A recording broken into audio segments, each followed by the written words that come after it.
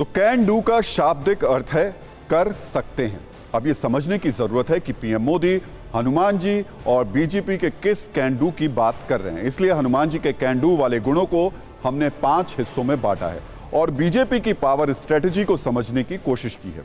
हनुमान जी का पहला can do है लक्ष्य के प्रति समर्पण।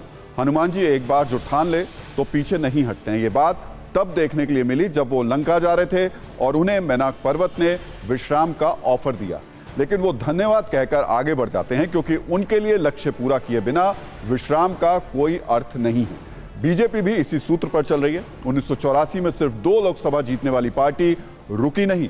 1996 में पहले अल्पमत की सरकार बनी, इसके बाद 2014 में बहुमत और 2019 में बीजेपी 302 सीटों पर जीत गई। बीजेपी दावा करती है कि जब तक वो दक्षिण भारत और बंगाल, बिहार में अपना सीएम नहीं बना लेती तब तक वो चैन से नहीं बैठेगी। हनुमान जी का दूसरा कैन डू है सेवक होने का भाव, सेवा का भाव। हनुमान जी में कूट कूट कर भरा है। उन्होंने भगवान राम की सेवा में खुद को सदा के लिए समर्पित कर दिया। इस युग की राजनीति में जनता का कद भी भगवान राम की तरह है और बीजेपी का दावा है कि वो हनुमान जी वाली सेवा भाव की तरह ही जनता की सेवा करती है। तीसरा कैन डू है क्राइसिस मैनेजमेंट। जब बड़ा संकट आता है, लक्ष्मण जी की जीवन रक्षा की बात आती है तो हनुमान जी संजीवनी लेने जाते हैं।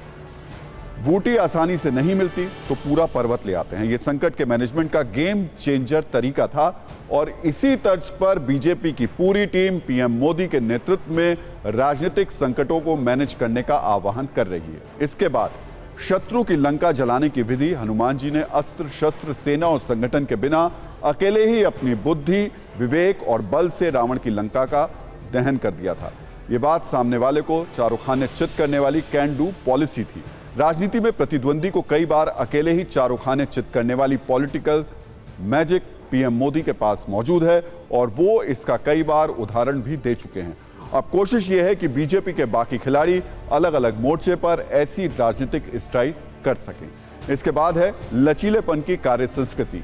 वक्त के हिसाब से अपना आकार या रोल छोटा बड़ा करने की हनुमान पावर राजनीति में बहुत काम की है। हनुमान जी ने राक्षसी सुरसा के सामने आने पर अपना आकार कम ज्यादा करके बुद्धि विवेक से अपने रास्ते की रुकावट दूर की थी। लचीलेपन की यह कार्य संस्कृति हनुमान जी से सीखकर राजनीति में अपनाई जा सकती है। यह है 5वां कैन डू सूत्र। बीजेपी के लचीलेपन का उदाहरण महाराष्ट्र और बिहार में देखने को मिला। जब कम सीट होने के बाद भी बीजेपी ने महाराष्ट्र में शिवसेना के एकनाथ शिंदे और बिहार में नीतीश कुमार को उस वक्त सीएम बना दिया। बीजेपी ने ज्यादा सीटों का घमंड नहीं किया, सीएम पद के लिए अड़े नहीं।